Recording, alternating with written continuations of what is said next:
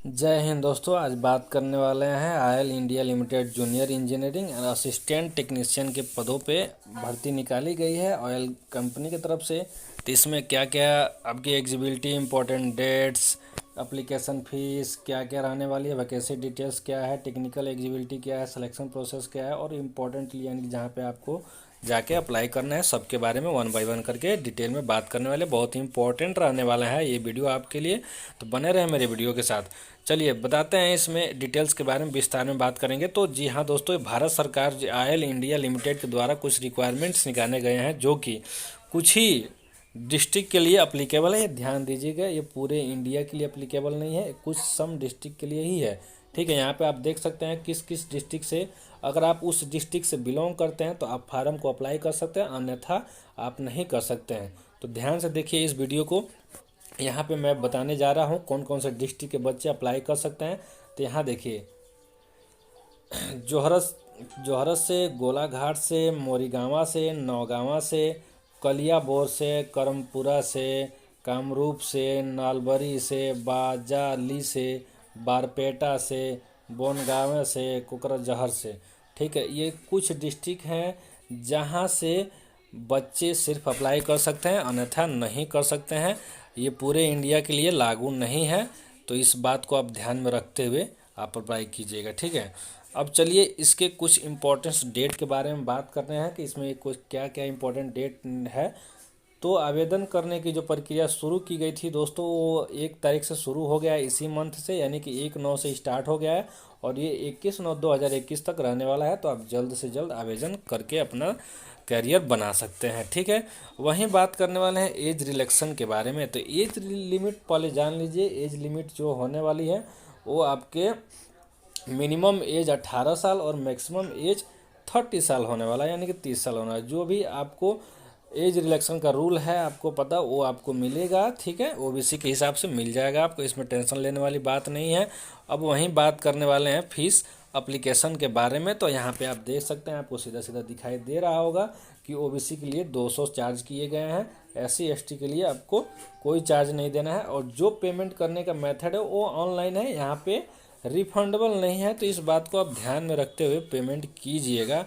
अगर नेटवर्क आपका स्लो है, बाय द वे किसी कारण से एरर आ गया, तो आपका पेमेंट जा सकता है। तो आप इस ध्यान को रखते हुए नेटवर्क एरिया में रह के आप अपना पेमेंट कीजिएगा। चलिए दूसरी बात आप इसमें जान लीजिए, oil India junior assistant technician vacancy जो निकाली गई है भारत सरकार के द्वारा, उसमें असिस्टेंट टेक्नीशियन पे ट्रेड पे कितने पोस्ट खाली हैं वो भी वन बाय वन करके जान लीजिए। तो असिस्टेंट टेक्नीशियन के इलेक्ट्रिकल ट्रेड के लिए 18 पोस्टें हैं, टेली कम्युनिकेशन के लिए 2 हैं और फिटिंग के लिए यानी फिटर के लिए 14 हैं। इस बात के आप ध्यान रखिएगा।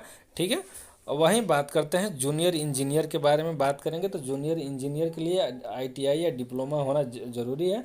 अभी बता देंगे आपको एलिजिबिलिटी क्या कराना चाहिए। तो देखिए यहाँ पे इस सेक्शन में, पूरे सेक्शन में आप मत देखिएगा, इस सेक्शन में इलेक्ट्रिकल के लिए 12 हैं, टेली कम्युनिकेशन के लिए 4 हैं, सिविल के लिए 2 हैं और ऑपरेशंस के लिए 10 हैं। यानी कि टोटल पोस्टें के बारे में बात करें तो टोटल पोस्टें 62 यानी कि 62 पोस्टें निकाली गई हैं। ठीक है, अब बात करेंगे यहीं साथ ही साथ कि ऑयल इंडिया यानी कि ऑयल इंडिया मतलब ऑयल इंडिया की तरफ से जो भी निकाली गई है उसकी एलिजिबिलिटी क्या रहने वाली है। तो एलिजिबिलिटी पे आप यहाँ पे चेक करिए। ठीक है, देखिए मैं बता दे रहा हूँ, जूनियर इंजीनियर के लिए जो एलिजिबिलिटी रहनी चाहिए, उनके पास कम से कम हाई स्कूल का सर्टिफिकेट होना चाहिए, वो भी सरकारी स्कूल से, और 3 साल का डिप्लोमा कोर्स भी रहना चाहिए उसी ट्रेड से जिस ट्रेड में आप अप्लाई करने वाले हैं। साथ ही साथ आपके पास कंप्यूटर का भी कोर्स होना चाहिए 6 मंथ का।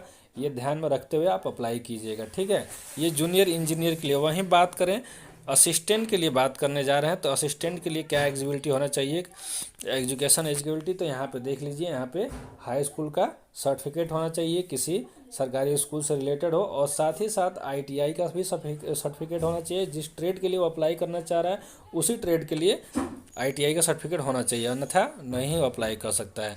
ठीक है, वहीं बात करेंगे हम सिलेक्शन प्रोसेस के बारे में। तो सिलेक्शन प्रोसेस देख लीजिए कि आपका जो भी एग्ज़ाम होगा वो कंप्यूटर बेस्ड एग्ज़ाम होगा, और इसमें आपको 100 क्वेश्चन दिए जाएंगे और एक क्वेश्चन 1 मार्क्स का होगा। अगर आप कहीं गलती कर दे रहे हैं तो आपको 0.25 मार्क्स आपका डिडक्ट कर लिया जाएगा, यानी कि काट लिया जाएगा आपका ठीक है, ये ध्यान में रखिएगा। वहीं अब बात करते हैं कि आपका जो पेपर टाइमिंग है, यानी 2 घंटे के लिए आपको टाइम मिलेगा। आप 2 घंटे के अंदर ही 100 क्वेश्चन सॉल्व कर रहे हैं। और इसमें सेक्शन जो होने वाले 3 सेक्शन वाले हैं, देखिए आपका 60% तो आपका एजुकेशन बेस पे होगा। ठीक है, आपकी एजुकेशन क्या है, किस स्टेट से, तो उस पर 60%, बाकी का 20% आपको मिल जाएगा इंग्लिश से और रीजनिंग से और डिप्लोमा। देखिए यहाँ पे इंग्लिश से आपको 20% देना है, और reasoning, arithmetic, numerical, mentality, ability से 20%, और यहीं डोमेन और रिलेवेंटी टेक्निकल नॉलेज से 60%, यानी कि आपके ये डिग्री डिप्लोमा ITI होल्डर के लिए 60%, यानी कि आपके विषय से रिलेटेड 60% क्वेश्चन होगा। बाकी का 20% इंग्लिश लैंग्वेज और रीजनिंग अर्थमेटिक्स से होगा।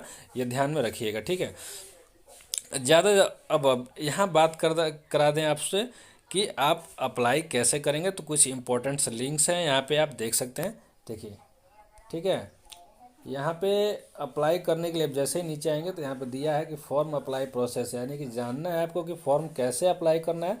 तो यहाँ क्लिक करके आप अप्लाई कर सकते हैं। अगर डायरेक्ट अप्लाई करना आपको पता है तो यहाँ डायरेक्ट अप्लाई के लिए इस लिंक पर क्लिक करके अप्लाई कर सकते हैं।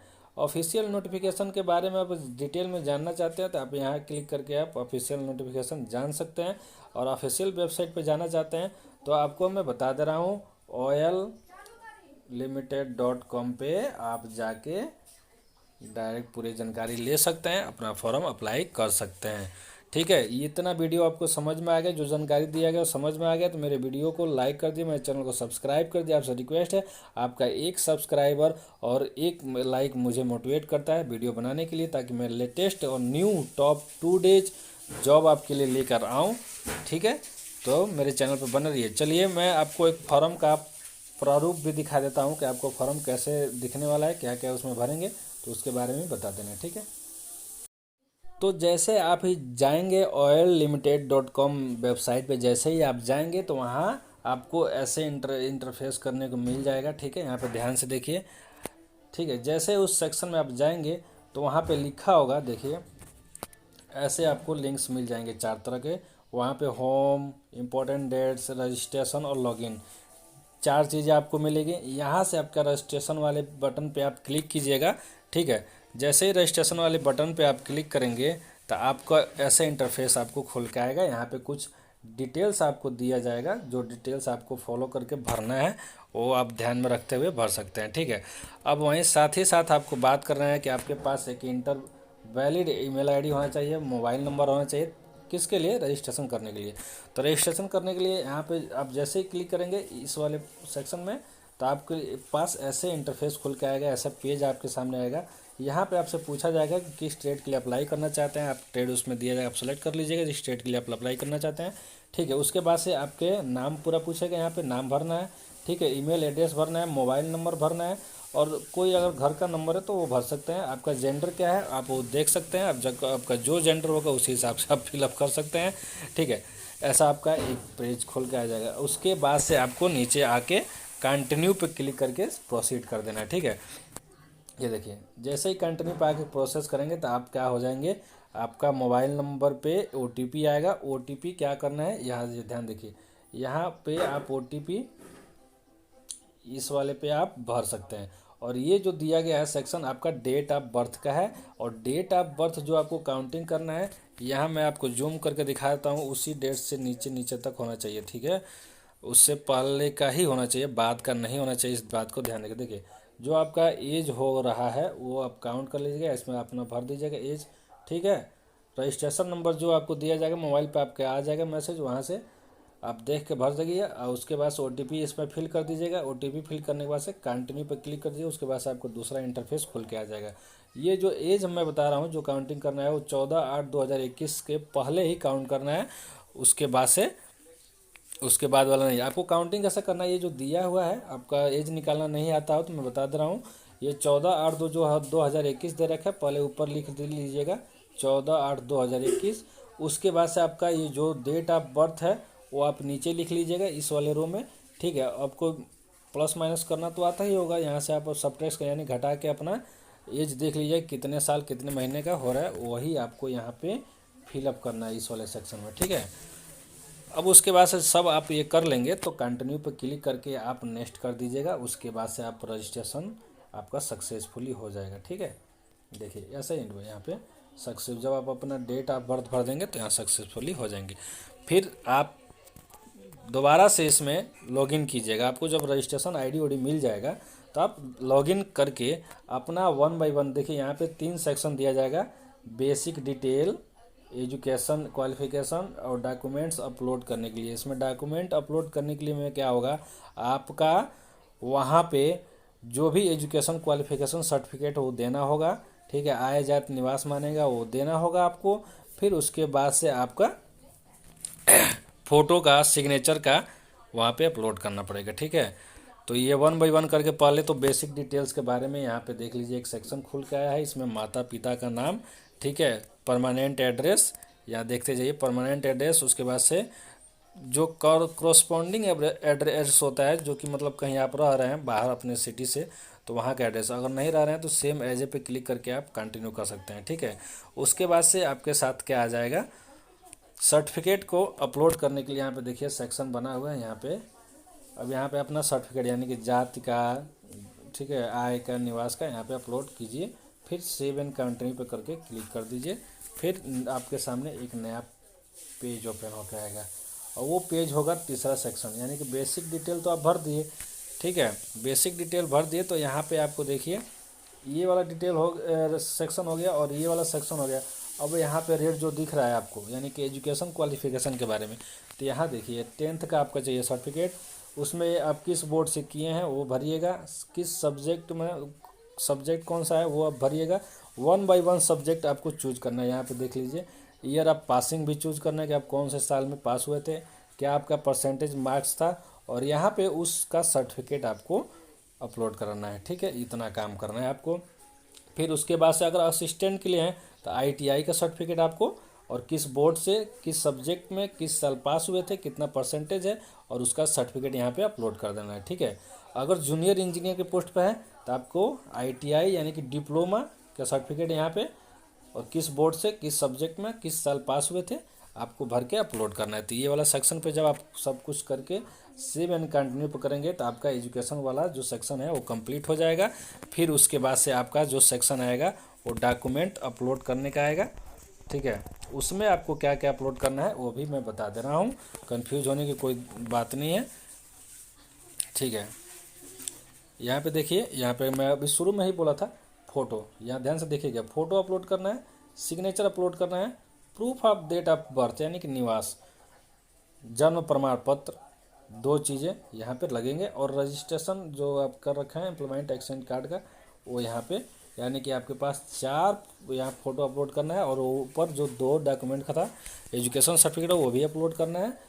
और यहाँ पे देख सकते हैं कितने KB का रहने वाला है, 200 KB, यहाँ भी 200 KB दे रखा है, यहाँ 1 MB का, यहाँ 1 MB का आपको PDF फाइल डाउनलोड करना है। ठीक है, उसके बाद से आप यहाँ पे एग्रीमेंट कर लीजिएगा, यस करके, मतलब डन का निशान करके आप यहाँ पे प्रीव्यू एंड सबमिट पे क्लिक करके आप देख सकते हैं। उसके बाद से आपका फॉर्म क्या हो जाएगा, सक्सेसफुली सबमिट हो जाएगा। उसके बाद से आप क्या कर सकते हैं, इसका आपको पूरा प्रिंट पे ऑप्शन पे जाइएगा, प्रिंट पे यहाँ पे देखिएगा आपका पूरा एक टैब भी खुल के आएगा, प्रिंट वाला ऑप्शन पर आप देख लीजिए, एक बार चेक कर लीजिएगा आपका सही है या गलत है किस हिसाब से। ठीक है, अन्यथा आप बैक करके आप सेक्शन में जाकर, जिस सेक्शन में, जैसे क्वालिफिकेशन सेक्शन में या बेसिक डिटेल्स में या जो भी आपके सेक्शन में आपका गलत है उसमें आप जाके दोबारा से करेक्शन करके तब फाइनली सबमिटेड कीजिएगा। उसके बाद से आपको एक ऑप्शन खुल के आएगा, कौन सा, मेक पेमेंट का, आप उसके बाद से मेक पेमेंट पे जाइएगा। ठीक है, यहाँ देखिए पूछेगा, अब ध्यान में रखिएगा, जब यहाँ देख रहे हैं ना, ये पूछेगा, क्या पूछेगा कि आप जैसे कि पूरा फाइनली सबमिट करने के लिए रेडी हैं या नहीं। आप चेक कर लीजिए कि आपको कहीं से गलत तो फार्म, आप नाम नहीं लिख दिए हैं, गलत एड्रेस तो नहीं लिख दिए हैं, गलत जन्म तिथि तो नहीं लिख दिए हैं, या सर्टिफिकेट कोई गलत तो नहीं हो गया, ईयर ऑफ पासिंग तो गलत नहीं हो गया। बस सब आप 1 बाय 1 करके चेक करके ही तब आप फाइनली यहाँ सबमिटेड पे देखिए दिया है ऑप्शन, फाइनली सबमिटेड कीजिएगा, अन्यथा मत कीजिएगा। कहीं आपको डाउट लगे बैक जाकर उस सेक्शन में आप क्या कीजिएगा, सुधार कर सकते हैं। ठीक है, जब तक कि आप पेमेंट नहीं किए हैं तब तक आप सुधार कर सकते हैं। अगर पेमेंट कर दिए, फाइनल सबमिशन हो गया, तब आप सुधार नहीं कर सकते हैं। बहुत से हमारे स्टूडेंट्स हैं जो कमेंट करके पूछ सकते हैं। यहाँ पे देखिए, click on make payment, make payment पे आप क्लिक करके आप फाइनली पेमेंट कर सकते हैं। यहाँ पे आप ये वाला सेक्शन में, ठीक है, जब आएगा तो यहाँ से आपको पूछा जाएगा कि आपका फीस कितना है, किस हिसाब से। उसके बाद से मेक ए पेमेंट पे जाइएगा। मेक ए पेमेंट पे जाएंगे, वहाँ पे आपको बहुत सारा ऑप्शन दिया जाएगा, डेबिट कार्ड से, मास्टर कार्ड से, जिससे आप करना चाहते हैं कर सकते हैं। यहाँ पे देखिए आपका एक ये सैंपल भी दिया गया है कि इस तरह से आपको होगा। उसके बाद से अपना प्रोसीड करके ओके कर दीजिएगा, ठीक है, तब आपका फाइनली सबमिशन हो जाएगा। फिर उसके बाद से आपका कोई करेक्शन रिकरेक्शन नहीं हो सकता। इस बात को ध्यान रखिएगा। आपका जो फीस है रिफंडेबल नहीं होना है, इस बात को भी ध्यान रखिएगा। और फार्म को अप्लाई कीजिएगा। आप best of luck for this job. तब तक मिलते हैं नेक्स्ट वीडियो में। मेरे वीडियो को जरूर लाइक कीजिए, सब्सक्राइब कीजिए चैनल को भी, और साथ ही साथ शेयर करना मत भूलिए अपने फ्रेंड सर्किल में। Thank you, bye bye, take care.